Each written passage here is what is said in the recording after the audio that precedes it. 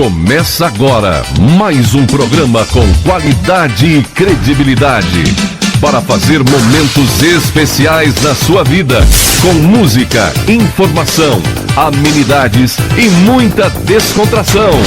Aumente o volume e fique ligado. A trilha sonora da sua vida apresenta agora mais um campeão de audiência.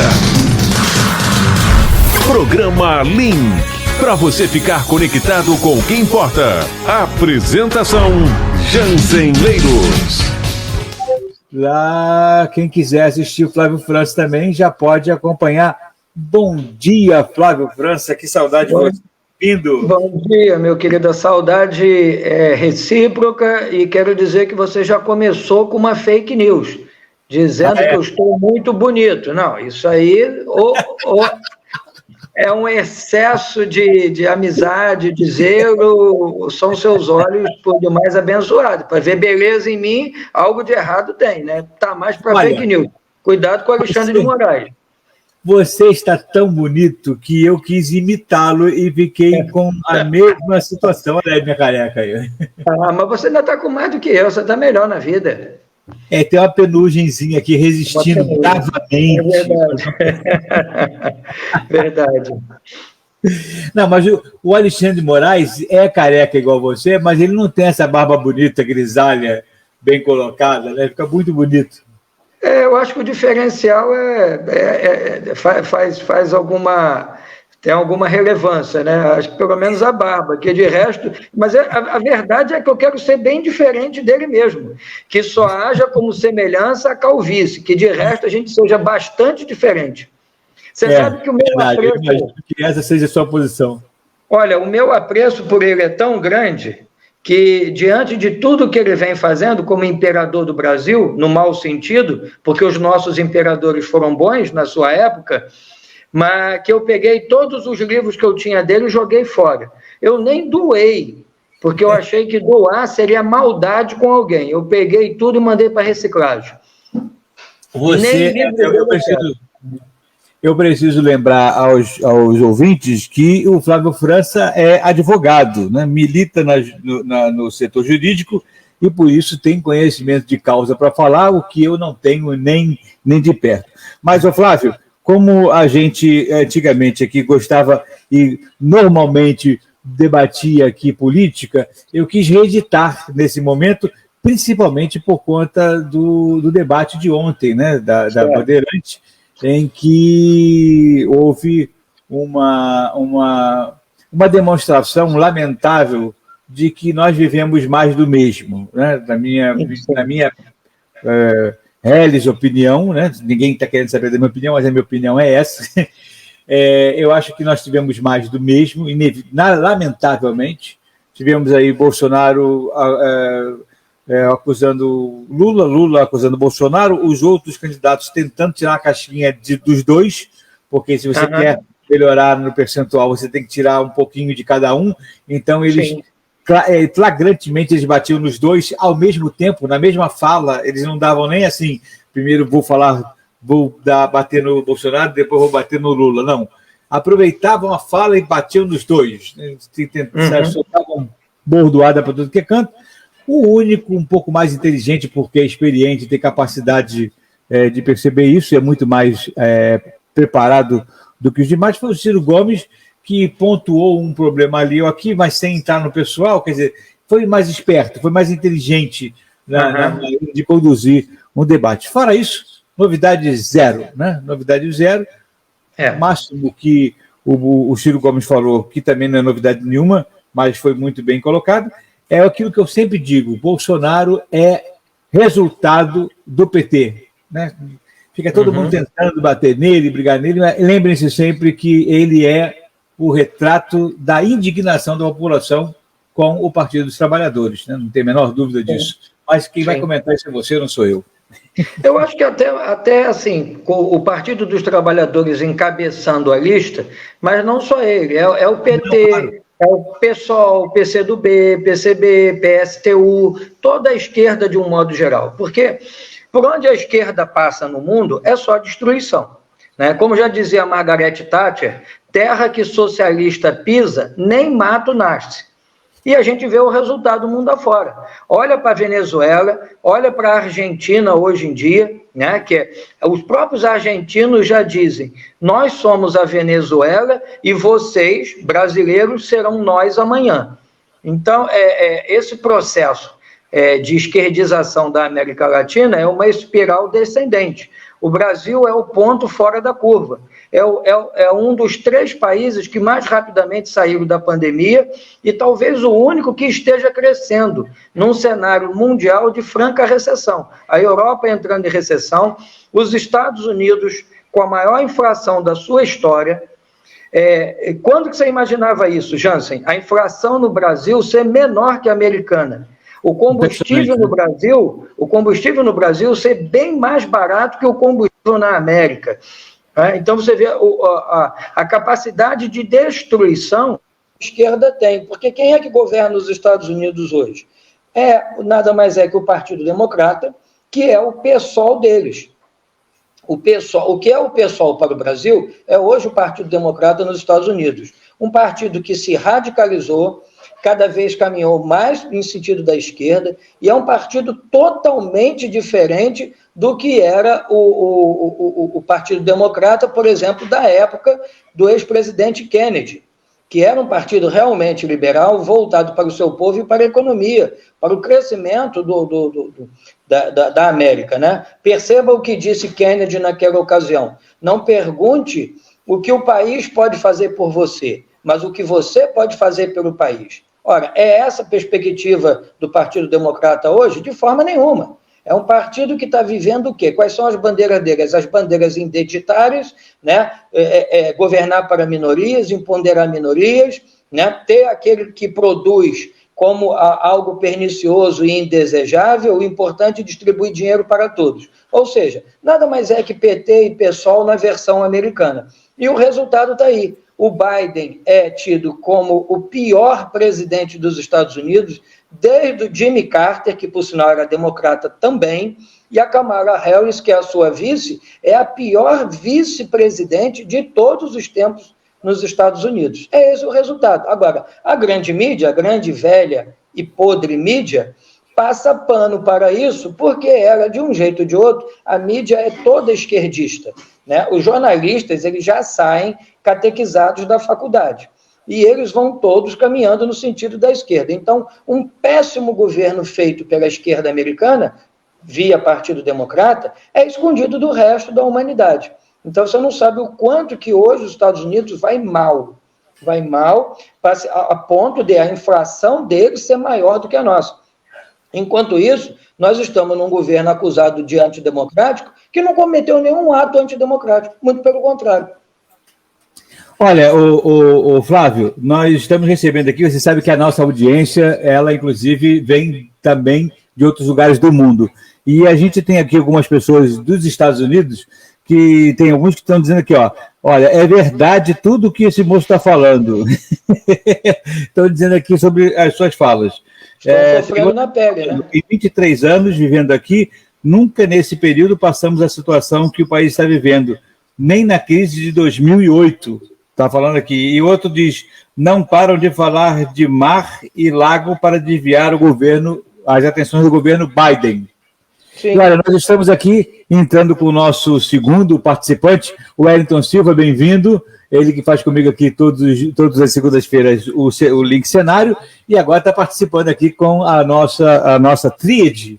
Eu, Flávio França e o Wellington. Bem-vindo, Wellington. Bom dia a todos, bom dia, Jansen, bom dia, Flávio, prazer, Flávio. Bom dia, prazer é meu. Os ouvintes, uma excelente semana, e na realidade hoje eu consegui aqui a conexão, a gente estava com um problema sério de conexão, pode ser que no meio do caminho aí eu venha a faltar, mas que eu puder agregar, e vai ser um prazer enorme aí estar batendo esse papo excelente aí sobre essa semana que está aí começando com o debate de ontem, que realmente eu acho que o Brasil ganha, né, quando há propostas, há as opiniões, e a explanação de ideias, né? Infelizmente, a gente não vê muitas novidades, mas o Estado Democrático de Direito, ele se faz necessário realmente um diálogo, né, de forma respeitosa, o que é muito difícil por conta da qualidade de quem está diante das câmeras, né, no caso de ontem. Agora, o Flávio e o Wellington, você falou, Wellington, que é importante a gente ter propostas para melhorar o nível de escolha da população, concordo plenamente. Acontece que no debate de ontem, como sempre, não teve nada, né? Não tivemos nada. Viu, Flávio? O Flávio me confessou que não viu o debate, que ele se poupou. Acho que ele está coberto. Eu não vi. Eu não vi porque, assim, eu não gosto de... Eu não gosto de ouvir, de participar de questões políticas, notícias políticas, a partir das 20 horas. Porque eu já tenho problema de dormir. As noites são difíceis por insônia. Se eu ficar ouvindo, se a partir das 20 horas eu ver a cara do Alexandre de Moraes, do Barroso, do Fachin, essa tríade do mal, e aí eu não durmo. Então, quer dizer, eu evito. E até porque eu sei o que acontece nesses debates. Na maioria das vezes é isso. São ataques, né? Assim, ninguém desenvolve nada de muito profundo, até porque eu acho que boa parte dos espectadores não querem isso. Eles querem ver barraco mesmo, né? Você quer discutir questão política para diminuição de juros num debate? Primeiro você tem que explicar o que é juros para a maioria. E aí, como é que você vai querer fazer para baixar o juro? Então, assim, entra em questões muito técnicas, que eu não sei se o grosso da população está a fim de ouvir também. A gente tem que entender que esses debates também são montados em cima de uma expectativa mediana da população, né? Então, assim, eu realmente acho que eu não perco muita coisa em não assistir. Eu concordo contigo, e eu que sou especialista em marketing também, a gente vê a mesma estratégia vindo há anos, né, em termos de gerar polêmica, em termos de qualidade, né? Então você agride, você se defende, retrucando, e não muda muito. Isso não é da eleição de 2022, isso vem da eleição de 2018, vem da eleição de 2014. Então, a estratégia de marketing se tornou uma estratégia de marketing de guerrilha mesmo, onde você ataca, né, você gera o constrangimento, o direito de defesa vem.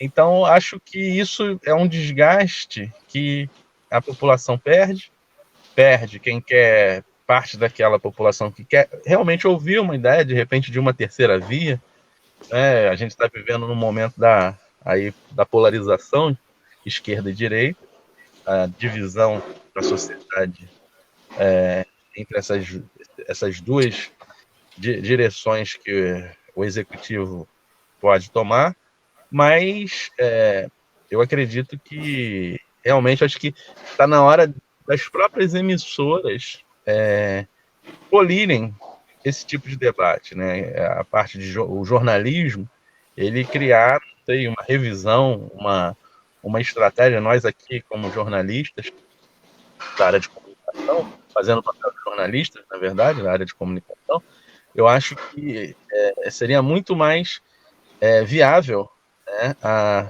apresentação real das propostas, mas não nesse formato de ataque. Pois eu não sei, teria que mudar o formato, né? Mudar o formato, porque eu não sei até que ponto uma discussão mais técnica vai atrair o público, ou se o público quer mesmo ataques e contra-ataques.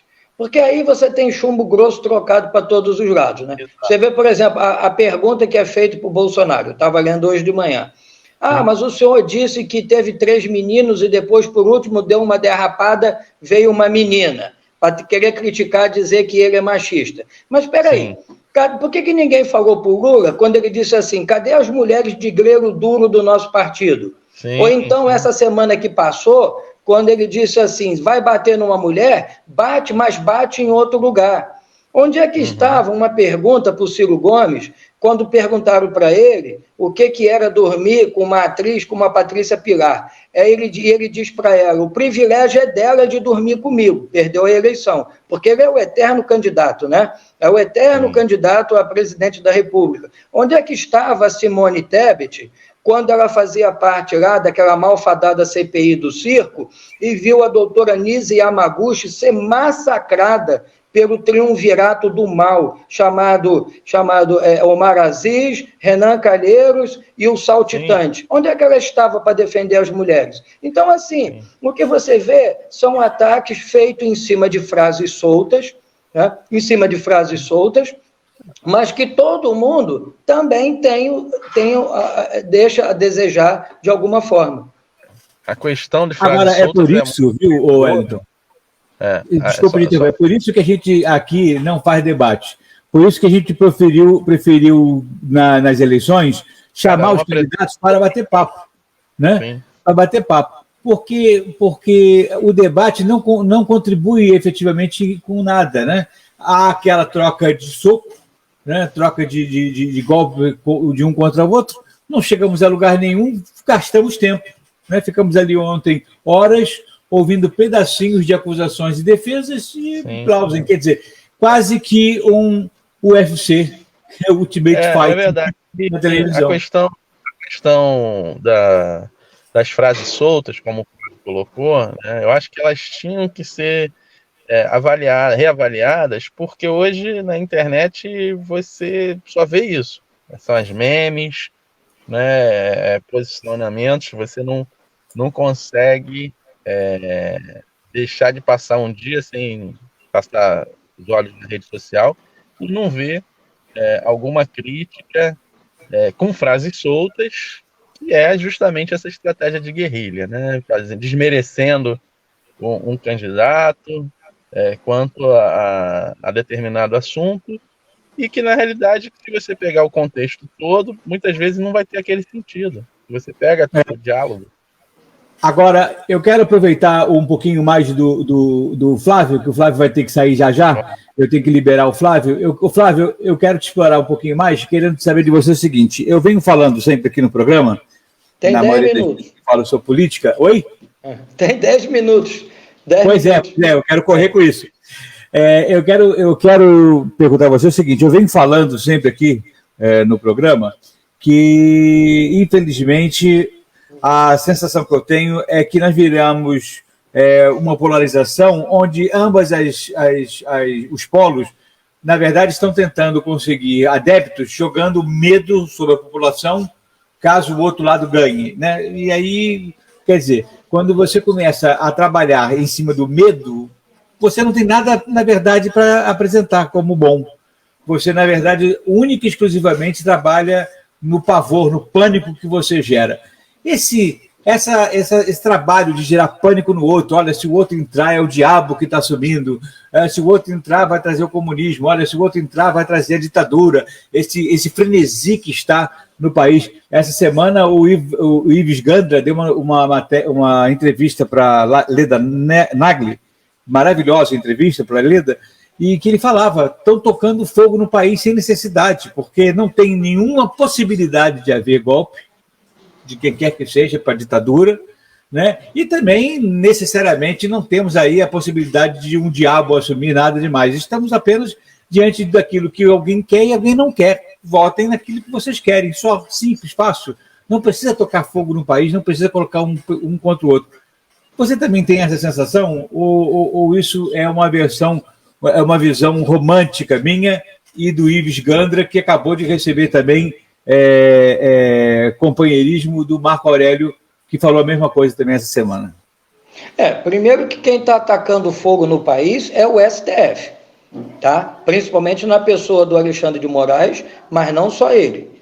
O próprio Marco Aurélio já chamou esse inquérito das fake news, o inquérito de um crime inexistente, como o inquérito do fim do mundo.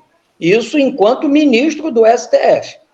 Então, o primeiro a estar atacando fogo no parquinho é o STF. Agora, a questão do medo, essa questão de colocar medo no eleitorado, isso começa com o PT. Em 2014, na reeleição da Dilma, e quem estava doutorado era o Aécio, programa do PT na TV. O Aécio iria acabar com o Bolsa Família. E com relação a essa fake news, não houve nenhum processo. O que houve foi um direito de resposta, né? Porque você coloca 20 milhões de pessoas debaixo de agonia. O Aécio vai acabar com o Bolsa Família, o que não ocorreu. E pelo contrário, muito pelo contrário. Enfim, o medo parte deles. Agora, uma coisa é você colocar o medo, a outra é você fazer uma constatação. Olha para o programa do PT e tudo que o Lula tem dito. Vai estourar o teto de gastos, quer controlar a mídia, né? Quando fala mídia, entenda-se o que a gente está fazendo aqui. Redes sociais, YouTube e por aí afora. Né? E dentre tantas outras coisas. Ele quer liberar o aborto, né? Ele é a favor de tudo isso, das pautas identitárias. Então, isso está sendo dito. É fato, ele já falou. Não, é esse país que nós queremos? Nós queremos caminhar no sentido da Argentina, no sentido da Venezuela? Então, assim, tem coisa... bom, nós vamos chegar lá? Não sei. Mas a gente olha para as propostas, né? De rever as privatizações, né? De reestatizar aquilo que foi privatizado, como o Telebrás, por exemplo. Né? Então, quando a gente olha para isso, a gente olha e vê no espelho quem? A Argentina, e atrás da Argentina a gente vê a Venezuela. Então, assim, tem uma coisa que é a tática do medo. Tem outra coisa, né, que foi muito usado e explorado na campanha do Bolsonaro, a tática do medo. Ele é misógino. O que foi que ele fez contra as mulheres? É um ponto fora da curva. A primeira a discursar na posse foi a mulher dele, não foi ele. Quando é que você viu isso na história de um presidente eleito, que a mulher do presidente discursasse na frente do presidente? Nunca. O filho sobe no carro, no Rolls Royce, simbolizando a família. É claro que não daria para ser os 5, mas um simbolizou o apoio à família.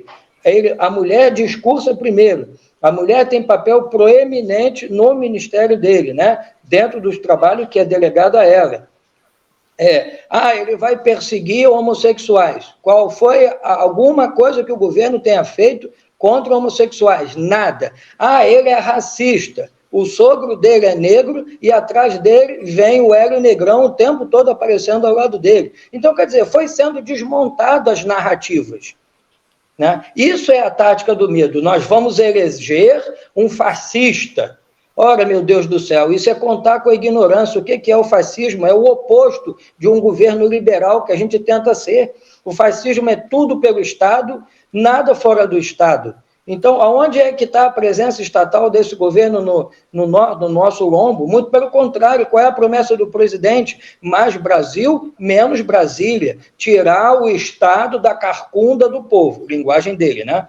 Tirar o Estado da carcunda do povo. Quer dizer, é o oposto do fascismo. No entanto, você começa pela tática de Goebbels colocar na cabeça das pessoas fascista, fascista, fascista, fascista, aí as pessoas começam a repetir fascista, sem saber o que sequer é o fascismo. Onde é que tem algum fascismo como marca desse governo? Essa é a tática do medo.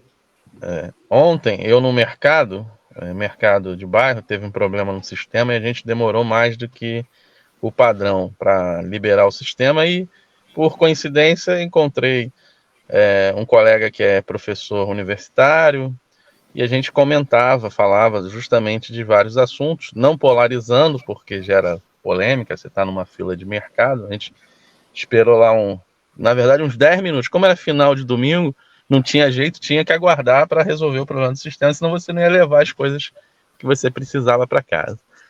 E a gente falava justamente isso, né, essa questão do liberalismo. O Estado, hoje, ele está muito pesado e não tem condição, se você não trouxer a iniciativa privada, isso é uma característica hoje, né, a gente vai sucumbir.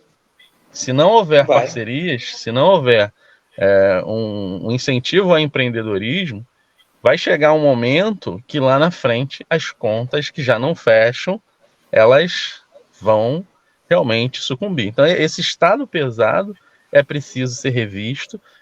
Hoje, o próprio Lula no Jornal Nacional, falou uma coisa que, quer gostem ou não da figura do Lula e de tudo que é sabido, de tudo que é provado, né? Mas ele falou uma coisa que é básica: quem manda no país ainda é o Congresso Nacional. Ponto. Não tenha dúvida. Você está falando você está falando dessa questão do que o Estado não tem como investir, não tem mesmo. Porque de tudo que é arrecadado, mais de 90% da verba já está comprometida legalmente. Não sobra muita coisa. E assim, você falou de professor de universidade. Por que eles não gostam do Bolsonaro? Vou te dar um dado do Ministério da Educação. Não é dessa forma, né? Vou te dar um dado de 2018. Por exemplo, um aluno de administração tem um curso de administração muito bom na Fundação Getúlio Vargas. Sim. A Fundação Getúlio Vargas, ela é uma fintech, uma das 10 no mundo, das 10 principais, ela é a 9ª, tá? Sim. Um curso de administração lá na Fundação Getúlio Vargas, em 2018, depois de 5 anos de curso, esse aluno tinha custado R$150 mil para formar esse aluno. Se fosse numa universidade federal, esse aluno custava 450 mil. E se fosse na UFRJ, aqui no Rio de Janeiro, custaria 700 mil reais. Sim. Não era melhor dar um voucher para esse aluno e mandar ele para a FGV e fechar a UFRJ? Não sairia muito melhor para nós, que somos os pagadores de impostos, que sustentamos essa camarilha de funcionário público regado nababescamente ao dinheiro público? Aí, concluindo, né, o que eu falei, Congresso Nacional, é necessário um fortalecimento na renovação do Legislativo, urgente. Então, dia 2 é o dia D para que tenhamos resposta quanto anos estudarem as propostas, porque o que podemos fazer na realidade, dentro de uma renovação, caso ela atinja 50%, a coisa começa a andar a longo prazo. Se não acontecer, absolutamente vai ter nada de novo. Então, as reformas se fazem necessárias urgentemente. Então, vai ficar difícil, tanto para o lado A quanto para o lado B, essa questão. O Wellington, eu vou ter que liberar o Flávio, por causa do horário dele, mas, Flávio, eu quero te agradecer muito o carinho. Eu queria ver se você depois arruma um dia para estar sempre com a gente aqui, por volta desse horário, um pouquinho mais cedo, porque a sua participação é espetacular para a gente. Você sabe o quanto eu tenho carinho por você, o quanto eu gosto da sua maneira de enxergar as coisas de forma transparente e bastante direta. Tá, eu quero me despedir, primeiro dizer que foi um prazer estar contigo aqui, Jansen, com o Hélito que eu conheci agora e com a sua audiência maravilhosa. Sucesso aí para o programa. Obrigado, peço desculpas querido, porque agora eu tenho que me retirar realmente. Não, tem problema. Mas que tudo bom para vocês aí na continuação do programa. Obrigado, querido. Beijo. Tchau. Outro. Tchau, tchau. Vamos continuar então com o Wellington. O Wellington, por que eu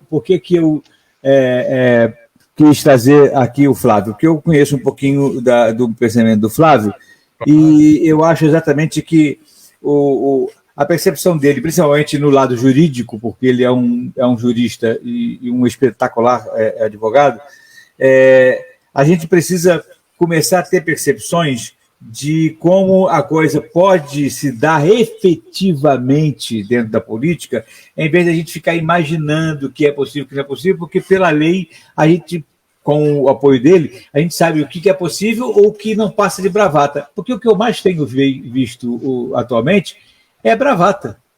Sim. O que eu mais tenho visto é bravata. E o que acontece? A bravata, ela pode ser bonita, pode ficar enfeitando a campanha, mas ela não resiste a 1º de janeiro. Né? A partir de 1º de janeiro, quando o presidente que vence a eleição assume, aquilo não passa de apenas com promessa de campanha, porque não é possível fazer. Né? Ontem ouvi candidato dizendo que assim que assumir vai acabar com o orçamento secreto. Primeiro, falando como se o orçamento secreto fosse uma ação do governo, né? E não do Congresso. Então fica uma coisa toda sempre nebulosa, um fingimento de realidades e possibilidades que, na prática... Sim. Oi, Jansen, perdi teu áudio. Perdeu, mas voltou agora. Voltou. Vamos lá. Pode concluir, Jansen. Não, pois é, o que eu estava falando é exatamente isso, que por mais que eles bravatem muita coisa, na prática, quando começa o governo, não podem realizar, porque falar que vai acabar com isso, com aquilo, tem que ter sustentação jurídica é uma bobagem. Claro, Jansen, claro, exatamente. Eu acho que isso é... Eu tô num compromisso que está caindo o mundo da água aqui, Jansen, só para você entender, e os ouvintes também, né? O Rio de Janeiro aqui chovendo muito, mas eu concordo plenamente. Eu acho que essa questão, em termos de análise, ela precisa ser revista urgentemente.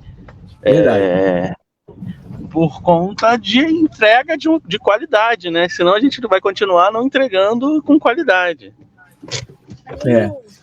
Infelizmente, eu acho que a gente não vai... de debate, né? Ainda falando de debate, ainda falando de discussão,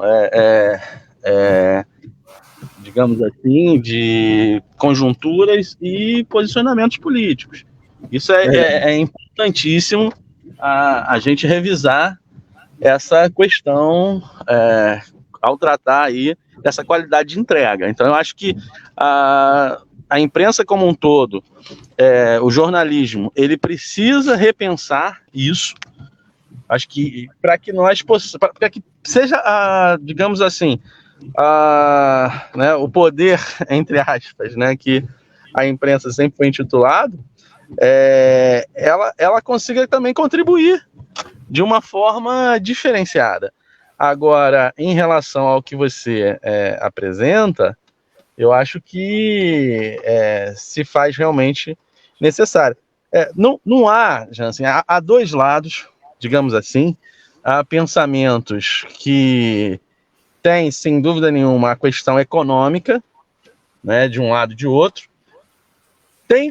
Dentro de um lado tem coisas boas, dentro de outro também tem coisas boas. Eu acho que o que a gente precisa ter dentro de uma opção, de uma oportunidade que venhamos a ter, aí ontem, quanto a executivo, eu acho que é realmente a extração daquilo que é bom, daquilo que de um lado é bom e do outro também. E a gente sabe o que é ruim. Então, eu acho que assim, demonizar tudo, porque o que acontece hoje é essa demonização